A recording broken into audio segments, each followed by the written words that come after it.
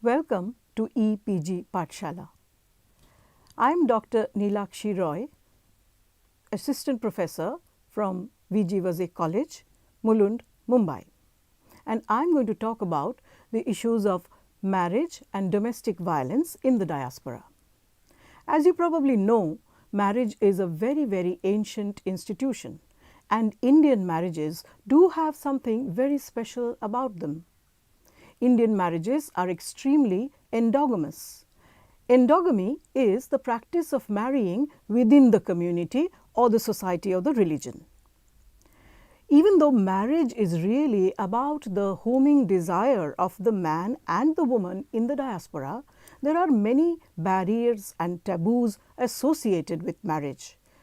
This video will discuss some of these barriers and taboos and especially concentrate on the very challenging issue of domestic violence. Sociologists say that Indian communities prefer arranging marriages for the young at a community-specific marriageable age. These practices are controlled by and related to status, acceptability and notions of honor or izzat, which means respectability for men and chastity for women. Desire for modernity and respectability or homing desires are very important to the issue of marriage. These are what link a male-female relationship and also the family with the male and the female concerned, who are all engaged in the project of attaining modernity and respectability. The desperate seeking of multiple aspects of human existence is implied by the term homing desire. It is not only a mythic desire of looking back to a home in the imagination, it incorporates a search for a real, tangible place to claim in a foreign soil, a safe territory of ownership, where fulfillment comes from belonging, from a combined love of self and community, of work, pleasure, romance, a desire for cultural representation and a need to define political identity. Desire for modernity and respectability or homing desire is very important, and this is something which is not a mythic desire for looking back to a home in the imagination.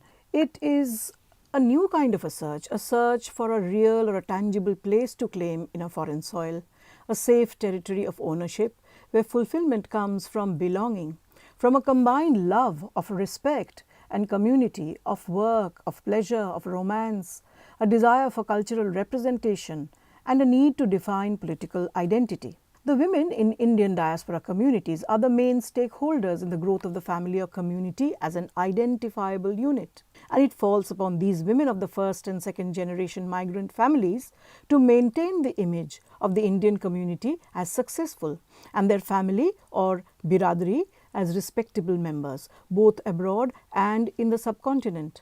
But these are invariably linked with alienation anxieties or other trauma associated with uprooting. One needs friends, relatives, bondings and acceptance, which a woman struggles to find in her new family. Many short stories or novels by women writers of the diaspora delineate these.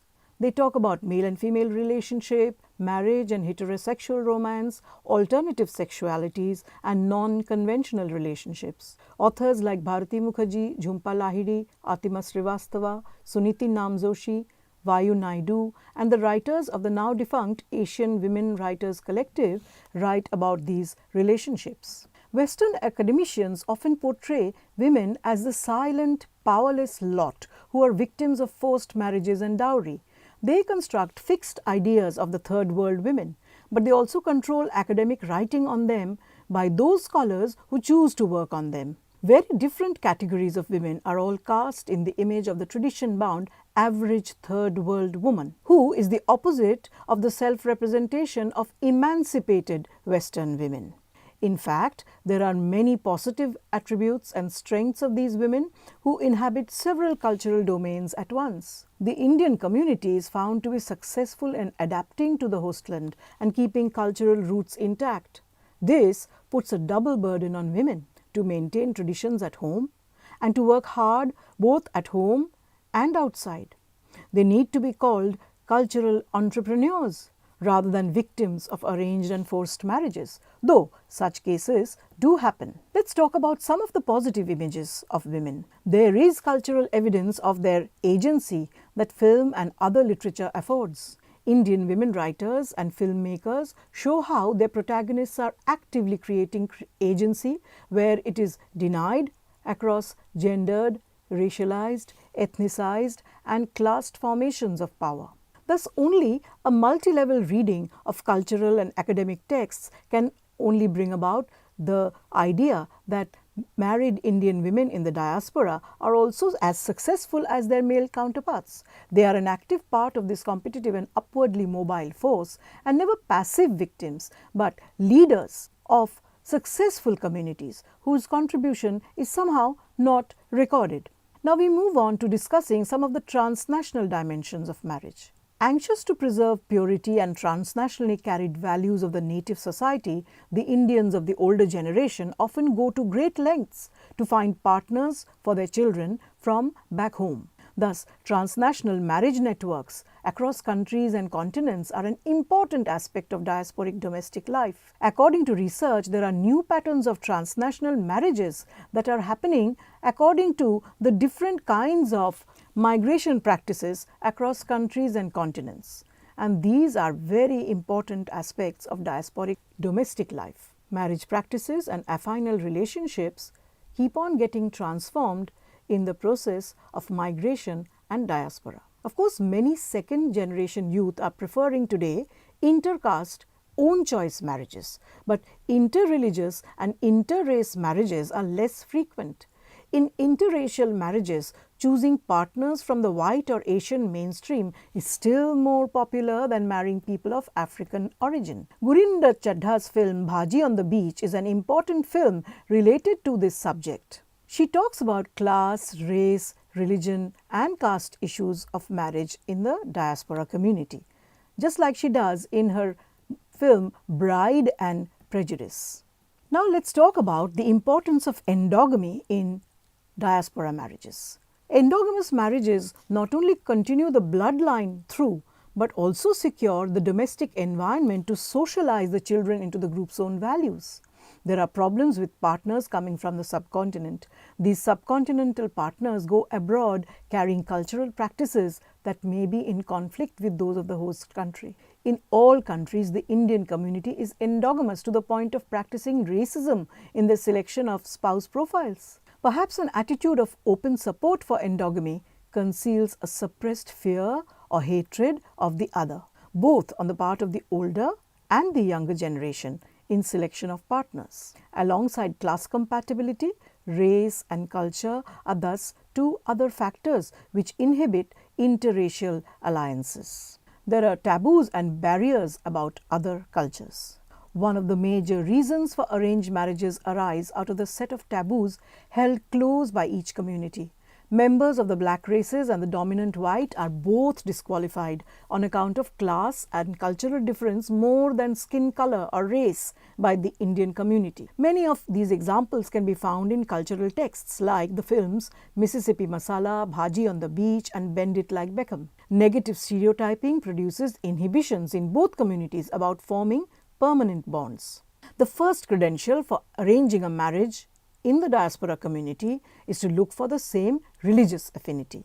The next criterion for matchmaking would be caste. The regional barrier is another strong one which works against alliance formation, and above all else, class plays another crucial discriminating factor in the choice of partners in Indian marriages. Arranged marriages are often thought of as based on corporate kinship interests, in contrast to love marriages based on romantic attachment between the couple. In India and its diasporas, marriage is often a key vehicle through which a family's status is improved or expressed, though there may be other factors involved in weighing the attractions of a particular match. This logic is extended in transnational marriages also, with the benefits of immigration and citizenship like the green card or permanent residency or PR, providing additional motivations. Thus, class aspirations are negotiated through the marriage alliance. Hard work and frugal habits and the Indian family as a social unit aspires to the upper classes. In tune with the project of upward growth, the first generation immigrant focuses on earning, saving and transferring funds to the transnational family, and then, after gaining foothold in the host country, relocates the family. Soon, the members of the family start earning to support the increase in the domestic budget, and as basic needs are met, demands for tangible goods associated with prosperity are bought, like a washing machine, a television and other consumer durables, followed by a house, a car, and then there is the sending of the children to private schools, though all the time maintaining frugal habits. It is this middle class which often gets some of these items gifted by the bride's family or paid for in cash as dahej, daj or dowry as in South Asian marriages. There are wide Asian and transnational networks and marriage bureaus or internet services for arranging marriages like www.bharatmatrimony.com, www.vivaha.com and community-specific sites like www.bengalmatrimony.com, which have evolved into convenient methods of spouse selection across national barriers spanning countries and continents. You can see a typical ad for an NRI groom or an Indian bride for an NRI groom. To move on to other ideas related to the domestic space, Gayatri Spivak in her essay In Other Worlds highlights how women's bodies in the diaspora continue to be used for their reproductive labor as well as outside as the bodies of Indian women back home. The average Indian looks for ways to increase the family income by the involvement of every member of the family, including the women, and they take for granted women's labor. They are the ones silently working behind desks and counters, corner shops, motels and groceries, or sewing till their eyes ache and backs hurt in sweatshops owned by ruthless owners. They also go to school, college and work in corporate offices, the media, culture and in government sectors. Over and above all this, they are the ones who are performing reproductive labor, cooking, cleaning, washing at home, along with bearing and nurturing children. Marriage is the official sanction for control over women's labor, sexuality and fertility. Like this senior lady working in possibly a Gujarati-owned corner shop in the UK, which is stacked with groceries, and she attends to customers from morning till evening, while she goes home and attends to her own grocery shopping, and she cooks, cleans up the kitchen, gets prepared for the next day and then comes back to the shop again, working for the whole day till late into the evening when possibly her daughter comes to relieve her at the shop. In the second visual, you can see some women working in a sweatshop. Most of them are of Asian origin, as you can see, producing garments per piece for which they are paid per piece rather than their long hours back-breaking work which they do throughout the day in and day out. In the last case, you see a woman at a desk who is attending calls, etc. The same fate awaits her. She goes home and she cooks and cleans, looks after the child and does the shopping and everyday care of the family, and then she comes back the next day to perform her duties at work. Domestic violence and honor killings. Thus, the lifestyle of the woman in the diaspora, especially after marriage, is not substantially very different from the lifestyle of the woman back at home in India. But domestic violence is a very, very serious phenomenon. It is a global phenomenon that cuts across nation, religion, race and class. Yet the specific situation in the Indian diaspora, where brides are often brought from the homeland and are relatively powerless in a new and alien environment, gives rise to deeply traumatic experiences for women in the marital home. There are also numerous cases where the man comes back to the homeland, marries a woman from there and then abandons her while he himself returns to the hostland, possibly to marry someone again, either from the community or from someone outside of the community. Despite their labor, even today in the 21st century, there are records of a staggering amount of Asian women who are mentally unstable or are declared so by their husbands and the psychiatric units dealing with them. Many are targets of domestic violence, abuse, dowry problems and other types of victimization. Shamita Das Dasgupta writes that as early as 2004, approximately 12,000 abandoned women live in Gujarat. They have been married abroad and they have returned. And that 25,000 wives of NRIs have been deserted in Punjab. She adds that in Punjab, nearly 20,000 unsolved court cases are there against NRI husbands for abandoning their wives. 2 out of 10 men abandon their wives in Canada. That is, 2 out of 10 men of Indian origin. Canada has at least 10,000 runaway grooms. More than 30,000 women in India have been abandoned by NRI husbands in different locations. Indian women's torture at their husbands' hands often goes unpunished by law. There are also horrible cases of child abuse, child molestation, rape and torture in the host country, where families are more isolated and the society more unobtrusive. No one would really become very concerned if there are sounds coming from a neighboring house, for example. In the USA, dowry deaths are not as frequently reported as honor killings is. In the UK, citizenship laws are so strict that there are many violations among Indian aliens or those without work permits, and among them such crimes are common.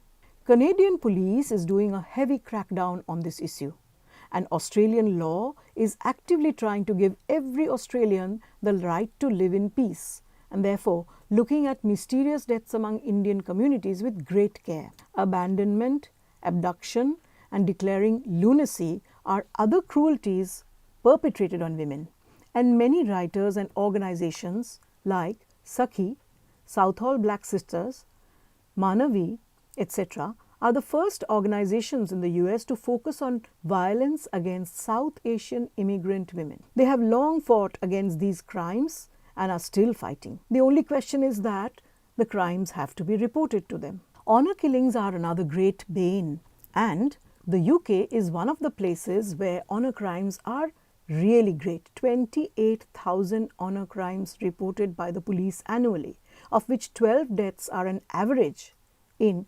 2013. In a study conducted in 2010, 33 honor killings happened, mostly in North America and 67 in Europe, to Muslim women of various origins. It is indeed astounding to think that liberated and developed societies like those in the West allow some of its citizens to be brutalized in the name of privacy, incompatibility, mistake, or cultural problem. Such violence often lurks under the untold stories of Indian women's lives even in the 21st century, as the Kiranjit Ahluwalia case does, till the film Provoked was made by Jug Mundra. The link found on Facebook about the real life story of Sarabjit Kaur Atwal might be a useful one to follow. It is there on your text on the website of EPG Pathshala. Some questions that are raised are very interesting to discuss. Changes in international advocacy, law and policy are required to ensure justice and a viable life, especially to women in this situation. The question is, who is going to bring about the change? The Canadian Council of Muslim Women wants Canadians to change the expression honor killing to one they think is more appropriated, femicide, because they say that there is no honor to killing women. In Canada, many Muslim organizations are trying to stop these deaths. There are many advantages of staying in a new country. You must be wondering whether marrying out of the country is secure or not. Many women's groups in the Middle East and Southwest Asia suspect that the victims are at least 4 times the United Nations latest world figure of around 5,000 deaths a year. One wonders, why is there so much secrecy over such deaths? Is that the ethnicity of a woman that prevents immediate police intervention? Especially in the diaspora, we must understand that if there is misunderstanding or lack of communication between the husband and the wife, and if there are issues regarding material upliftment or material ambition, there is likely to be conflict. But this is not true only of the diaspora. Similar conditions can happen even in the homeland. Thus, conflict of material interest or material ambition is one of the most important causes for domestic violence. And unhappy marriages can only be helped by the community or by the elders who are standing as vanguards of the culture and of the social fabric. This is why diaspora marriages often become very, very troublesome and irksome for the couple concerned. However, there is always the opportunity of the victim to get attention from organizations which help to intervene in these cases. The issue is that the person who is concerned, that is the victim, usually the woman, must approach these organizations. If he or if she does not approach this organization, nothing can really be done. Similar is true of the condition back home.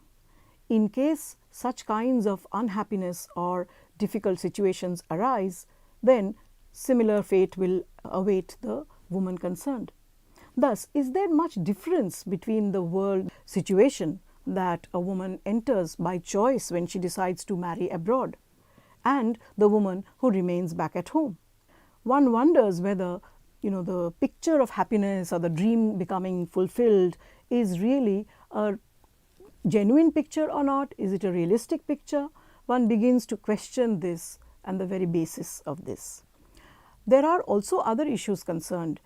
Every time that new laws are made regarding migration and settlement, there are new kinds of infringements of these laws. It seems as if there are people looking out for catching victims who are poorly conversant with law and to perpetrate cruelties which are not even heard of otherwise in our international forums. However, what is also true is that there are very, very happy marriages and no domestic violence in many of the cases of the marriages, and thus it's only a situation or the outcome of some kind of a misunderstanding or mistreatment that often leads to domestic violence and brutality. Not that every marriage is a potentially dangerous marriage when one settles abroad and marries. As we discussed, there is a very high proportion of this because of the material ambitions of many Indians who are settled abroad. Otherwise, the marriages that are abroad or the marriages in India are not very different from each other. They can be just as happy and successful as one wishes that they were.